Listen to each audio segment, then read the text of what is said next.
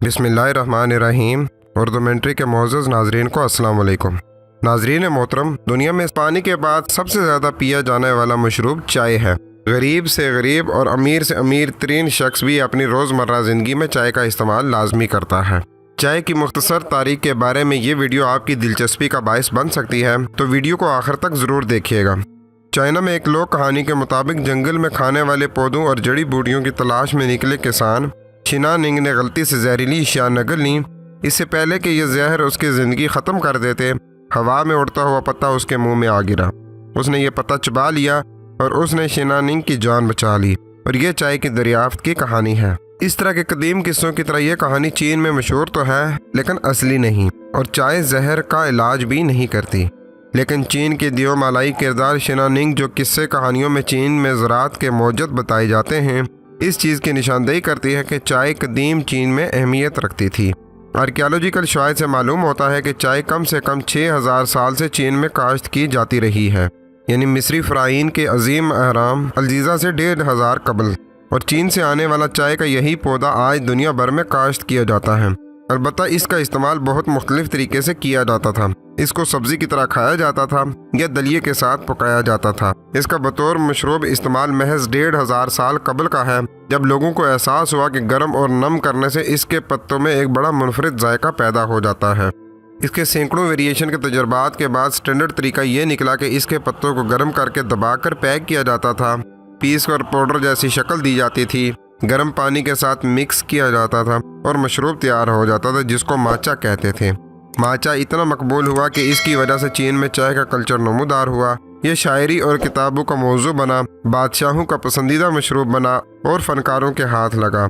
शाही महफिल में पेश की जाने वाली माचा की जाग को आर्टिस्ट पेश करने से पहले कोई शक्ल देते। 9वीं सदी में तांग खानदान की हुकूमत के दौरान एक जापानी राहब ने पहली बार इस पौधे को जापान में मुतारिफ करवाया। जापान में चाय के गिर्द अपनी मुनफरिद रसूमात की बुनियाद पड़ी। जापानी चाय की तकरीब की तख्लीक हुई। 14वीं सदी में मंग खानदान के वक्त चीनी शाही महफिलों में मशरूब बनाने के लिए पत्तों को दबा कर पैक करने के बजाय खुली पत्ती का रवाज पड़ा। इस वक्त तक दुनिया में चाय के पौधों पर चीन की मोनोपोली थी। चाय, रेशम और चीनी के बर्तन चीन की 3 अहम बरामदात थी। चीन बड़ी आलमी माशी ताकत था। इस वक्त अजीम सुपर पावर की रवायात दूसरे ममालिक तक फैली। 17वीं सदी में वलंदीजी ताजरों ने इसको यूरोप में बड़े पैमाने पर मुतारफ करवाया। पुर्तगाली मलका कैथराइन ऑफ ब्रगांजा के बारे में कहा जाता है कि बरतानवी इशराफिया में इस मशरूब को मकबूल करने में उनका बड़ा किरदार था। उनकी शादी बरतानवी शहजादा चार्ल्स दोम से 1661 में हुई। ये वो वक्त था जब बरतानवी सल्तनत दुनिया भर में फैल रही थी और नई आलमी ताकत बन रही थी। और जिस तरह बरतानवी असर और रसूख बढ़ा, वैसे ही चाय का फैलाव भी। सन 1700 तक यूरोप में चाय की कीमत काफ़ी से 10 गुना ज़्यादा थी और पौधा सिर्फ चीन में उगा करता था। ये तजारत इस कदर पुरकशिश थी कि दुनिया में तेज़ तरीन बादबानी कश्ती क्लिपर शिप की इजाद, मगरबी तिजारती इदारों की आपस की मुकाबलाबाजी इस दौड़ की वजह से हुई थी कि चाय को जल्द अज जल्द यूरोप तक पहुंचाया जा सके और ज़्यादा से ज़्यादा मुनाफा कमाया जा सके। पहले बरतानिया चाय के एवज़ चांदी दिया करता था, फिर इसकी जगह पर एक और शय ने ले ली जो कि अफीम थी। इससे चीन में सेहत का मसला शुरू हो गया, क्योंकि यह नशा आवर ड्रग थी। 1839 में चीनी ऑफिशियल ने बरतानिया से आने वाली अफीम की बड़ी आमद को तबाह करने का हुक्म दे दिया।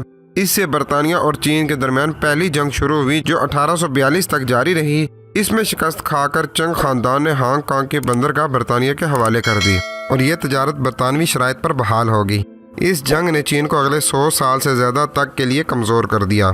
बरतानवी ईस्ट इंडिया कंपनी चाय के लिए इन्हिसार चीन पर नहीं रखना चाहती थी। इस पर तहकीक के लिए माहिर नबातात रॉबर्ट फॉर्चून की खिदमात हासिल की गई। रॉबर्ट फॉर्चून ने चीन के पहाड़ी इलाके में चाय उगाने के इलाकों का छुपकर दौरा किया। वहां से चाय और चाय की खेत में काम करने वालों को इंडिया में दार्जिलिंग में लाया गया। दार्जिलिंग से आगे चाय का पौधा तेज़ी से फैलता गया और यह दुनिया के बहुत से इलाकों में रोज़ाना का मशरूब बन गया। आज पानी के बाद सबसे ज़्यादा इस्तेमाल किए जाने वाला मशरूब दुनिया में चाय है, अपने बहुत से तरीकों के साथ। तिब्बत में मक्खन वाली चाय, तुर्की की मीठी रीज चाय, दूध पत्ती चाय बनाने के हर कल्चर में अपने अपने तरीके हैं। चाय की तारीख एक किसान के मुंह में इत्तफाकी तौर पर चले जाने वाले पत्ते की तो नहीं, लेकिन चाय की तरह इसकी असल कहानी में शायद ज़्यादा स्वाद है। चाय की इस मुख्तसर तारीख के बारे में आपकी क्या राय है, कमेंट बॉक्स में ज़रूर बताइएगा। मिलते हैं आपसे अगली वीडियो में, तब तक के लिए अपना बहुत सा ख्याल रखिएगा। खुश रहें। अस्सलाम वालेकुम।